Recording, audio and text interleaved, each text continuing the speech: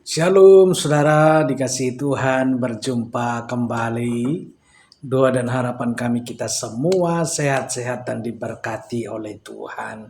Saudara, hari ini kita masuk dalam materi yang ke-10 dari seri 12 murid Yesus dengan fokus kepada Yudas Thadeus, murid yang sering terlupakan tetapi menyimpan pesan kesetiaan yang kuat.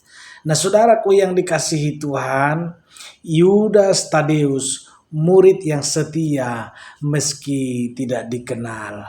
Saudaraku, kita baca kebenaran firman Tuhan dalam Yohanes 14 ayat 22. Kata Yudas, bukan Iskariot Bapak Ibu ya. Kata Yudas kepadanya, "Tuhan, apakah sebabnya engkau hendak menyatakan dirimu kepada kami dan bukan kepada dunia?" Ketika mendengar nama Yudas, saudara, banyak orang langsung mengingat Yudas Iskariot, sang pengkhianat. Namun dalam daftar 12 murid ada juga Yudas yang lain, yaitu Yudas Thadeus. Nah, sering disebut juga sebagai Lebeus.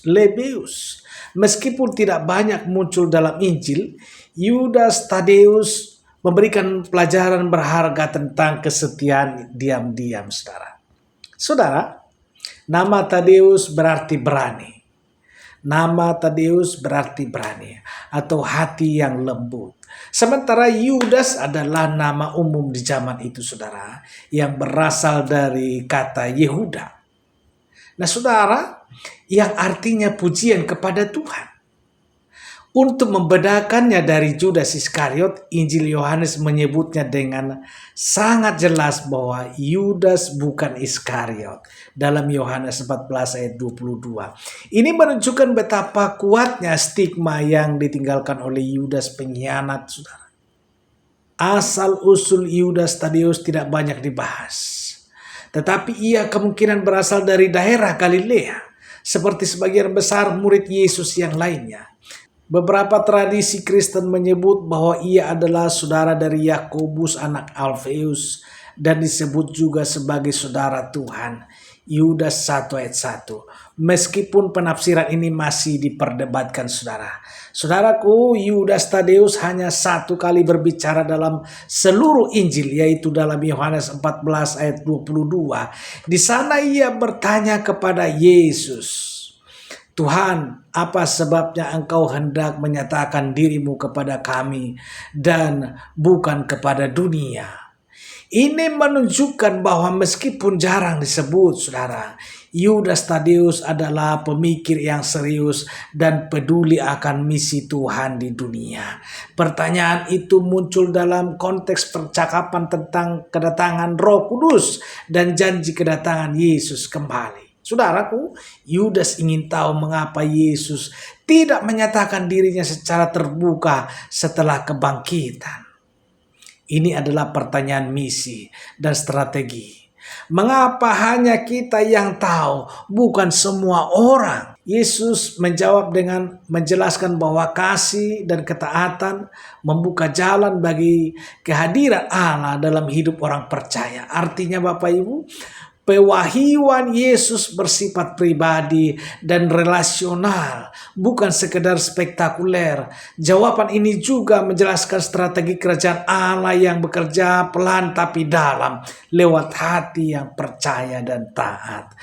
Saudara, menurut tradisi gereja awal, bahwa Yudas Thadeus memberitakan Injil sampai ke wilayah Edessa yang sekarang bagian dari Turki dan Persia bersama dengan murid-murid yang lainnya. Simon orang Zelot, ia memberitakan Injil sampai akhir hayatnya.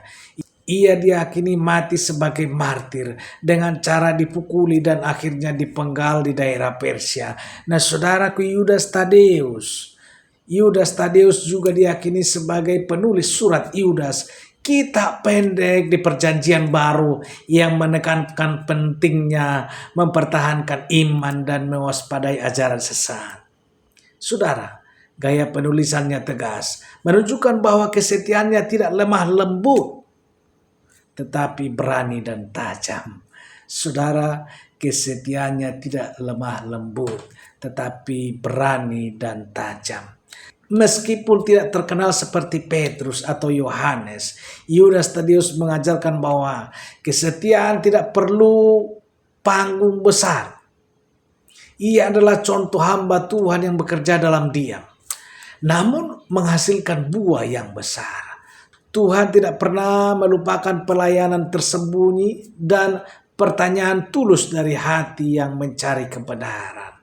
Saudara, hari ini kita belajar dari Yudas Tadeus bahwa kerajaan Allah dibangun bukan hanya oleh mereka yang bersuara keras, tapi juga mereka yang setia dalam senyap. Tuhan menghargai kesetiaan orang konsisten, bahkan jika itu tidak selalu dikenal oleh dunia.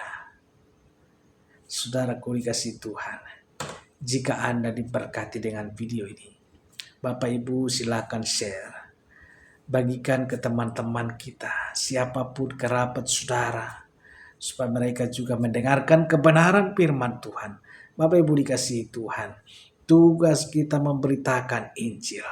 Dimanapun kita berada, baik melalui online, sampaikan kebenaran ini. Bahwa firman Tuhan harus diperdengarkan sampai ke ujung bumi. Haleluya. Bapak Ibu dikasihi Tuhan, demikian perjumpaan kita hari ini. Mohon maaf Bapak Ibu apabila video sebelumnya suaranya kurang bagus. Mohon maaf Bapak Ibu, dan ke depan kita akan lebih perbaiki kembali. Tuhan Yesus memberkati dan sampai jumpa dalam video berikutnya. Bapak Ibu dikasihi Tuhan, kita akan membahas beberapa murid Tuhan Yesus yang lain, yaitu Simon orang Zelot dan Yudas Iskariot. Nah, ada banyak hal yang kita pelajari dari beberapa dan setiap murid Tuhan Yesus. Bapak Ibu dikasihi Tuhan, nanti bertemu kembali dalam video berikutnya. Haleluya. Amin.